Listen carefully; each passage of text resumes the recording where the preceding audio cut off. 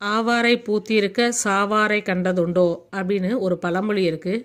அதோட விளக்கம் என்னன்னு பார்த்தீங்கன்னா, ஆவாரம் பூவை ரெகுலராக நம்ம சாப்பாட்டில் எடுத்துக்கிட்டே வந்தோம்னா நம்ம உடம்புல வந்து நிறைய நோய்களை வந்து சரி பண்ணும் ஆற்றல் வந்து இந்த ஆவாரம் பூக்கு இருக்குது. ஆவாரம் பூ ஃப்ரெஷ்ஷாக கிடைக்கிறப்ப வாங்கி நல்லா க்ளீன் பண்ணி சுத்தம் பண்ணி நம்ம எடுத்து ஸ்டோர் பண்ணி கூட வச்சுக்கலாம் காய வச்சு. இப்போ நம்ம இன்றைக்கி இதில் சிம்பிளான ஒரு ரெசிபி பார்க்க போகிறோம். ஆவாரம் பூ டீ போட போகிறோம். நான் கொஞ்சோண்டு பூவை எடுத்து ஒரு கிண்ணத்தில் போட்டிருக்கேன். இப்போ கொஞ்சம் தண்ணியை ஊற்றி ஒரு 10 நிமிஷம் அப்படியே விட்டுருங்க. ஏன்னா இதில் குட்டி குட்டி புழுக்கள் இருக்கும். அந்த புழு இருந்துச்சுன்னா தண்ணியில் இறங்கிரும். கொஞ்சம் நேரம் கழித்து அதை நல்லா கழுவிக்கிடலாம். பூவை மட்டும் எடுத்துக்கோங்க. ஆவாரம் பூவில் வந்து டீ மட்டும் கிடையாது, நம்ம இட்லி பொடி, தோசை, இட்லி, சட்னி, தொக்கு, ஊறுகாய் நிறைய ரெசிபி பண்ணலாம். பாருங்கள் தண்ணியில் எவ்வளோ அழுக்கு இருக்குன்னு பாருங்கள். இது ஃபுல்லாக அந்த பூவில் இருந்தது தான். இப்போ நான் டீ போடுறதுக்கு அடுப்பில் ஒரு பாத்திரத்தை வச்சு தண்ணி 1 டம்ளர் ஊற்றி நல்லா கொதிக்க விட்டுருக்கேன். தண்ணி நல்லா கொதிச்சதுக்கப்புறம் பூவை வந்து அதில் ஆட் பண்ணிக்கலாம். பூவில் உள்ள சாறுகள் வந்து ஃபுல்லாக தண்ணியில் இறங்கணும், அந்தளவு விட்டுறலாம்.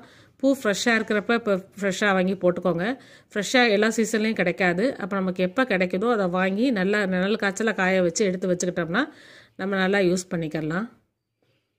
பூ கிடைக்காதவங்க நாட்டு மருந்து கடையில் ஆவாரம் பூ பொடி கூட கிடைக்கிது. அதை கூட வாங்கி நீங்கள் இதே மாதிரி கொஞ்சோண்டு தூள் மட்டும் போட்டு நீங்கள் டீயாக வச்சு குடிச்சுக்கலாம். சுகர் அதிகமாக இருக்கிறவங்க ஒவ்வொரு நாளும் காலையில் எம்டி ஸ்டொமக்கில் இப்படி 1 டம்ளர் டீ போட்டு குடிச்சிங்கன்னா சுகரோட லெவல் வந்து நல்லா குறையும். இப்போ நல்லா கொதிச்சிருச்சு. நம்ம இதை வடிகட்டி எடுத்துக்கலாம். அதே போல் பெண்களுக்கு மாதம் வர்ற பீரியட்ஸ்னால் ஏற்படுற வயிறு வலியை இதை வந்து குணப்படுத்தும் ஆற்றல் வந்து இதுக்கு இருக்குது. அதே போல் அதிக ரத்தப்போக்கை குறைக்கும். இர்ரெகுலர் பீரியட்ஸையும் சரி பண்ணி கொடுக்கும். சுகர் உள்ளவங்க இதில் இனிப்புக்காக எதுவும் சேர்க்க வேண்டாம். அப்படியே இந்த டீ அப்படியே வந்து எடுத்துக்கலாம் இன்டேக்காக. பட் இது வந்து கொஞ்சம் துவர்ப்பு சுவையோடு இருக்கும். ஃப்ரெஷ்ஷாக போடுறப்ப காய வச்சு போட்டிங்கன்னா துவர்ப்பு சுவை குறைவாக தான் இருக்கும்.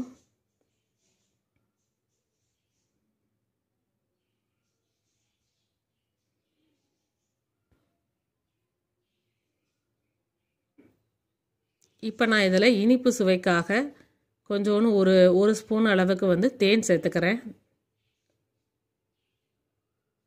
நல்லா மிக்ஸ் பண்ணிக்கலாம். ஃப்ரெண்ட்ஸ், நீங்களும் இந்த ரெசிப்பியை உங்கள் வீட்டில் செஞ்சு பாருங்கள். உங்களுக்கு பிடிச்சிச்சின்னா உங்களோட கருத்துக்களை எங்களுக்கு கமெண்ட்ஸ் பண்ணுங்கள். எங்கள் தவசி ஹெர்பல் சேனலை லைக் பண்ணுங்கள், ஷேர் பண்ணுங்கள், சப்ஸ்கிரைப் பண்ணுங்கள். நன்றி, வணக்கம்.